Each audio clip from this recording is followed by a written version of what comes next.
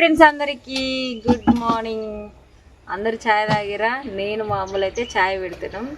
అసలు అప్పుడైతే రోజు తీసేది. మా వీడియోలల్లో ఎక్కువ వైరల్ అయిన వీడియోస్ అంటేనే ఛాయ్ వీడియోస్.